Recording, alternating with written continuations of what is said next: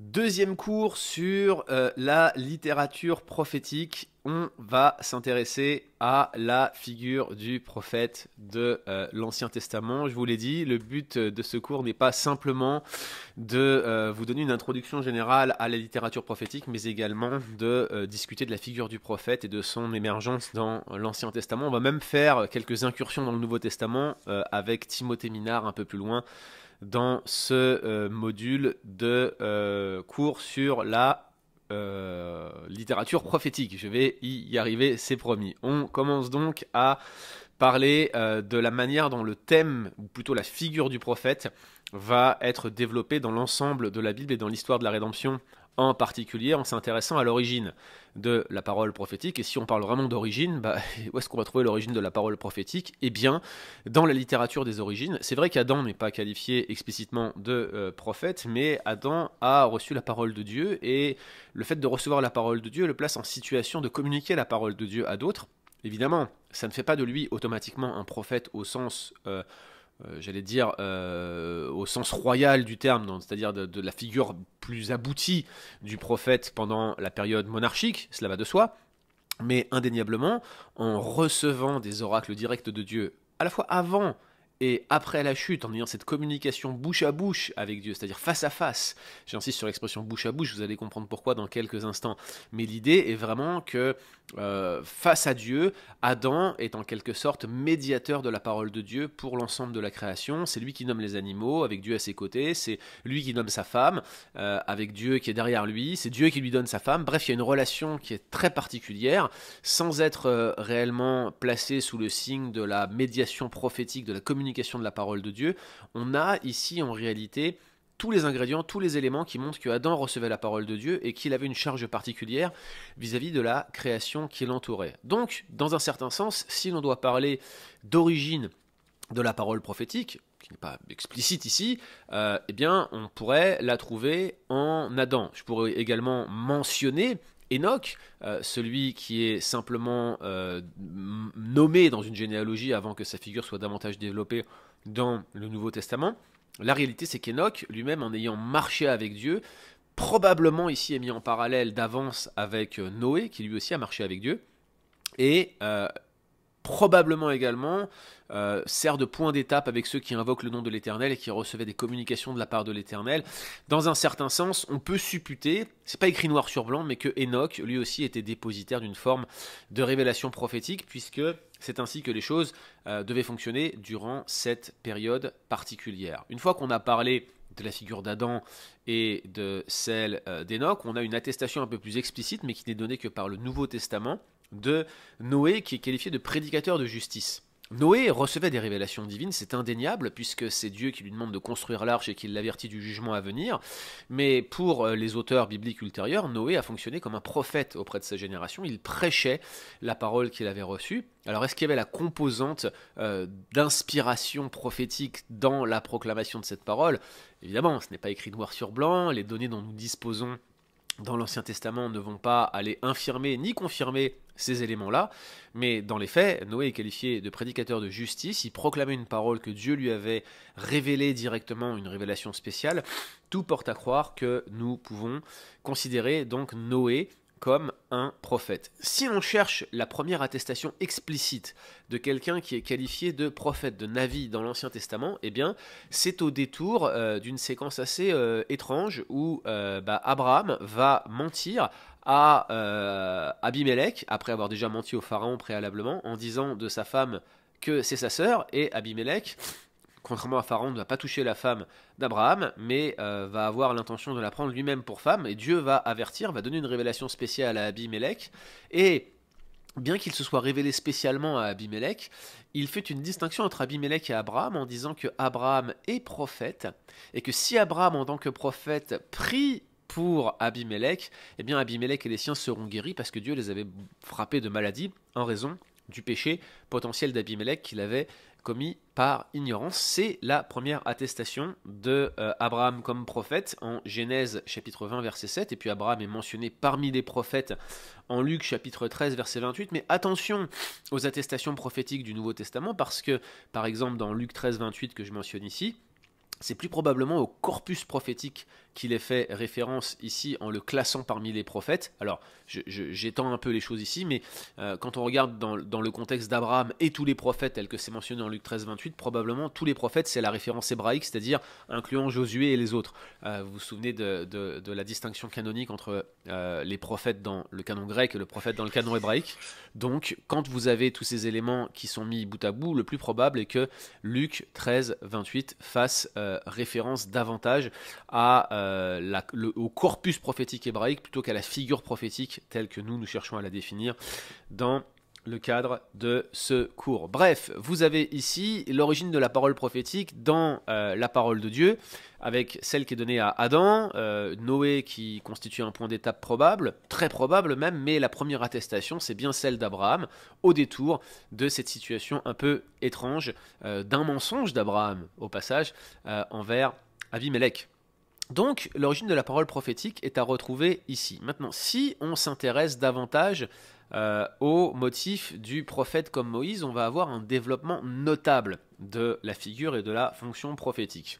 Tout d'abord, l'une des manières classiques de définir un prophète, c'est de se baser sur l'épisode de l'appel de Moïse lors du buisson ardent. Sans vouloir vous retracer l'ensemble de ce passage, vous savez que Dieu va appeler Moïse, une fois que Moïse avait fui l'Égypte après avoir tué l'Égyptien qui maltraitait ses frères, il va s'enfuir en Madian, puis Dieu va le rencontrer au travers d'une vision assez incroyable d'un buisson qui est dans un feu continuel, et Dieu va lui parler: ôte tes souliers de tes pieds, t'es sur une terre sainte, etc., etc., etc. Vous voyez, pendant qu'il est au désert, et donc par conséquent, Dieu va le commissionner pour le renvoyer en Égypte et apporter une parole prophétique à Pharaon. Sauf qu'il n'est pas encore explicitement appelé prophète à ce moment-là.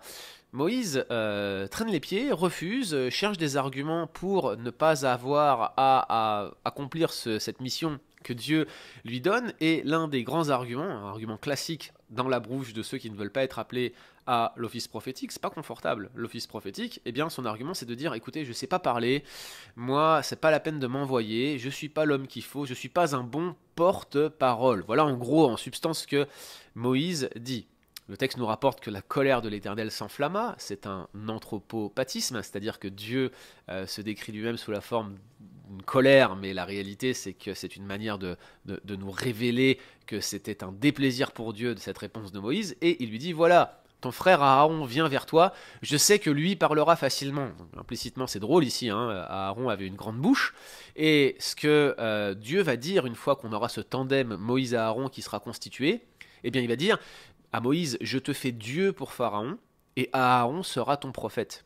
Et ici, la figure du prophète comme médiateur porte-parole prend tout son sens. Le prophète est présenté comme un héros, héros H-E-R-A-U-T, non pas héros comme quelqu'un qui est victorieux dans les batailles, c'est vraiment celui qui proclame.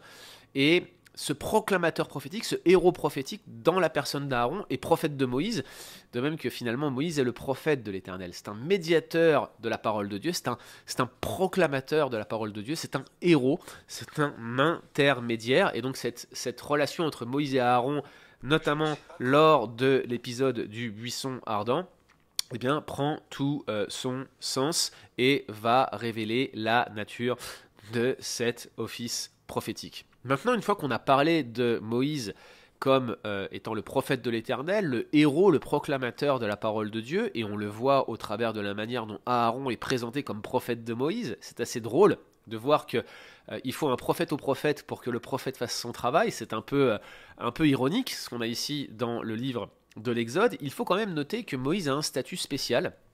Il est plus qu'un prophète, même, je pense qu'on peut le dire de cette manière-là. Il y a plus qu'un prophète en Moïse.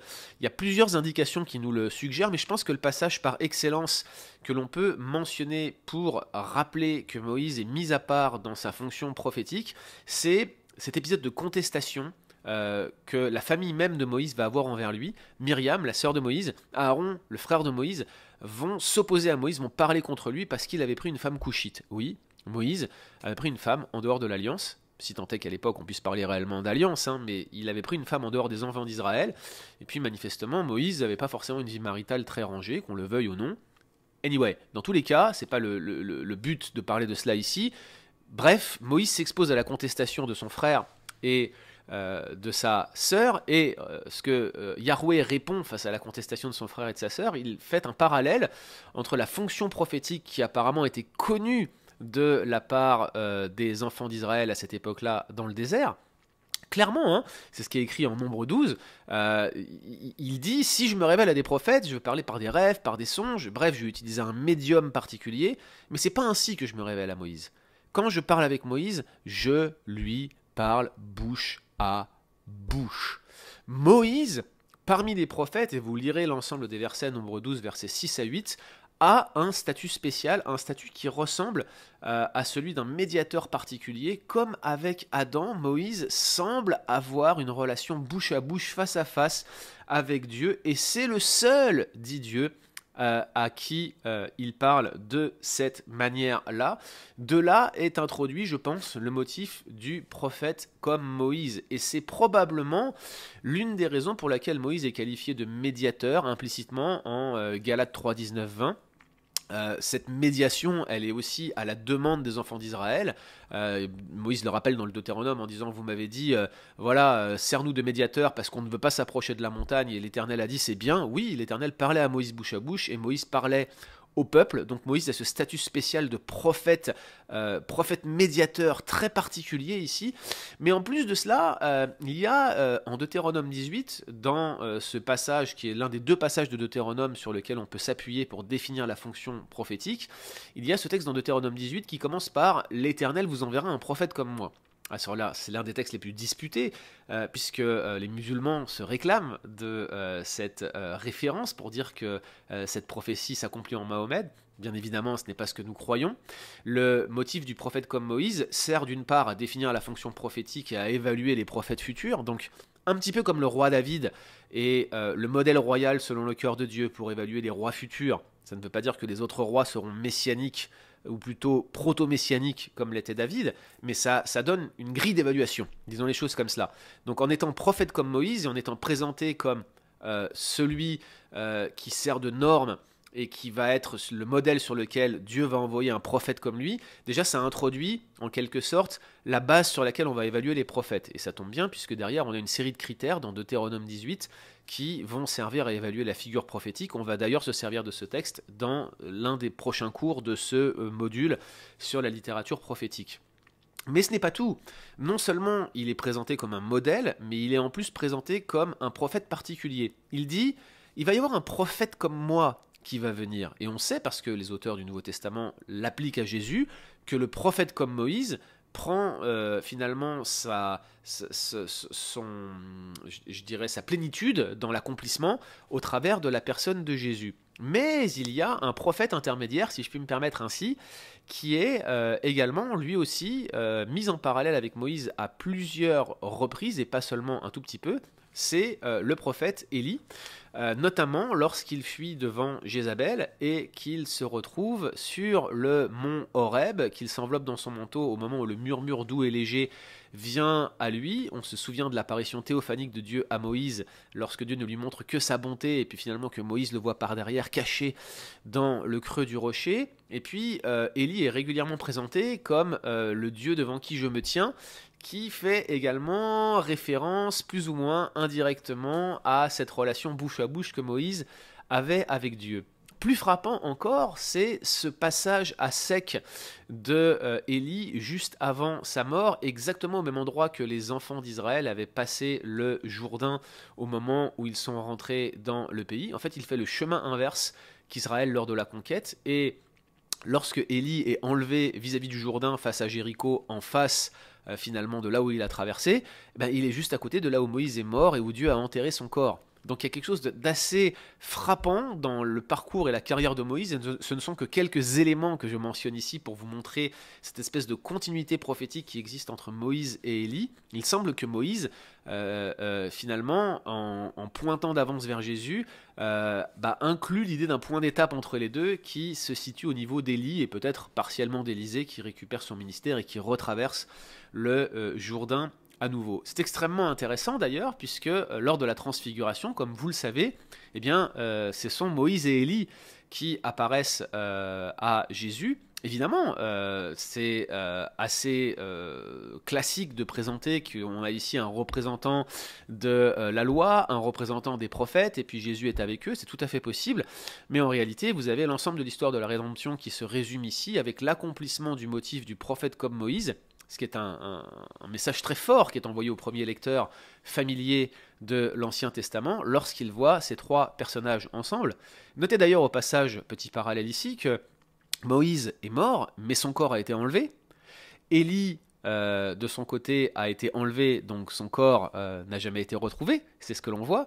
Mais Jésus, il est mort, son corps a été enterré, il est ressuscité et il est monté au ciel. Il est finalement la culmination de ces ministères incomplets qu'étaient ceux de Moïse et Élie. Quelque grands qu'aient été ces hommes, ils n'étaient que la préfiguration de celui qui était plus grand encore, qui est le vrai prophète comme Moïse, et qui est donc Jésus-Christ. Donc c'est très intéressant de regarder ce motif du prophète comme Moïse et de faire le parallèle entre Moïse et Élie et Moïse et Jésus comme je viens de le faire.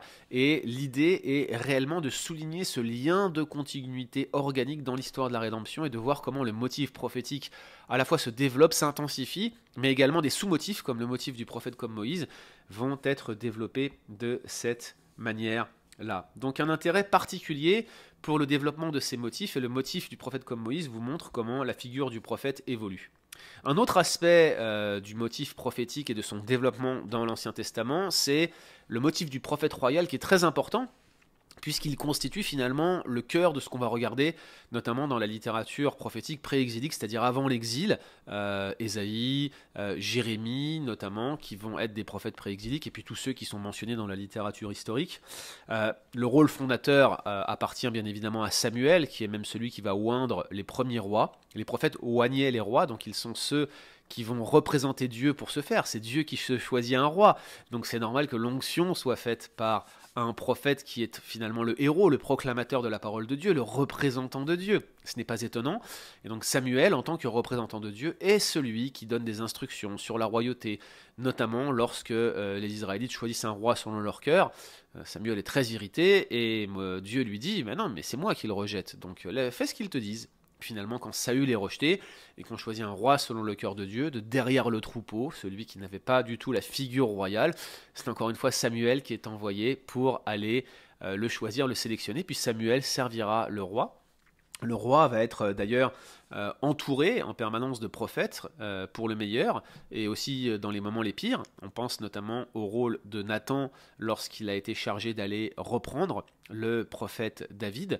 D'autres prophètes sont mentionnés, Gad par exemple sont mentionnés, puis il y avait certainement d'autres prophètes dans l'entourage de David et de Salomon. Et la relation entre les prophètes et le roi va continuer. Alors bien évidemment, les prophètes s'opposaient au mauvais roi, les prophètes soutenaient ceux qui étaient des rois pieux.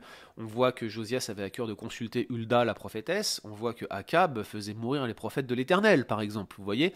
Mais lorsque Akab et Josaphat se rassemblent en un roi 22, il y a une distinction très nette qui est mise entre les prophètes de cour, les prophètes royaux qui entouraient Akab et qui étaient pour la plupart des faux prophètes, même intégralement des faux prophètes. Le seul qui ne voulait pas appeler, c'était Michée. Et finalement, c'est Josaphat qui, voyant très bien que ce sont des faux prophètes, va demander à ce qu'on invite un prophète de l'Éternel. Et c'est comme ça que Michée va faire sa fameuse prophétie d'un roi 22.